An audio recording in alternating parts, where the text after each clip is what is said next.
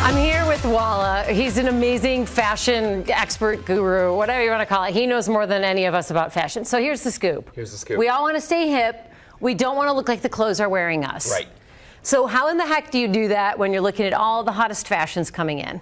So you gotta see what works for you. Everyone's got their style. Everyone knows what looks good on them, what doesn't look good on them. You just have to make sure you kind of stick to that. And there are some common mistakes that you're going to break down? Yeah, absolutely. Okay. There's some things that people just shouldn't ever do, and maybe you're doing it and don't know that you shouldn't be doing it. See, this always makes me nervous, because like, what if you're doing it right now? Well, that's why we're here. Okay, so all right. Hit us with the cold, hard truth. So, cold, hard truth. If you're wearing skinny heels with super short hemlines, try to balance it out so you're not showing too much skin. You don't want to be the girl that's wearing the completely open on top, super short, super high heels.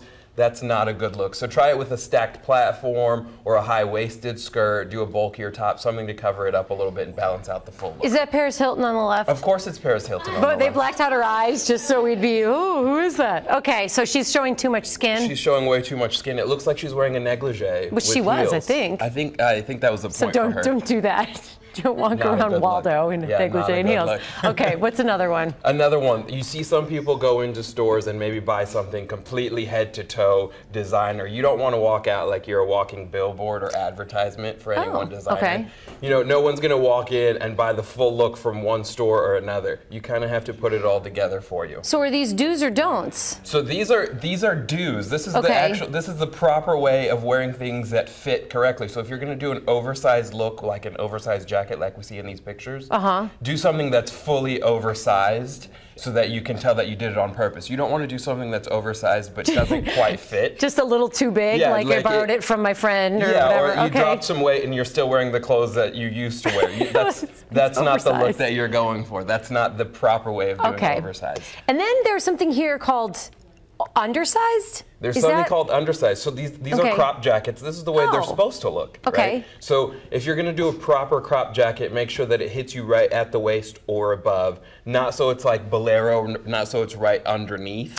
Oh, that's the bolero. A little too shrunken. Unless it is a bolero, then that's the way you're supposed to wear it. Are boleros out or in? You can, done correctly, you can still wear them. At what age? Any age.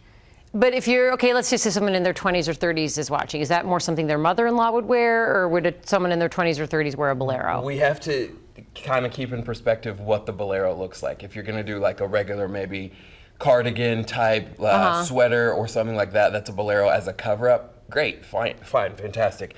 If you're going to do something that's like a big, just trying to cover up, and it's like a big evening jacket type bolero, let's leave that maybe for the mother-in-laws even. Too tight dresses. What's the scoop with that? I mean, how do you know if obviously you know if you can't sit down, it's too tight. Right. But when standing, how is the dress supposed to fit? Isn't it supposed to be It's supposed to kind of skim across the body, make sure it fits correctly.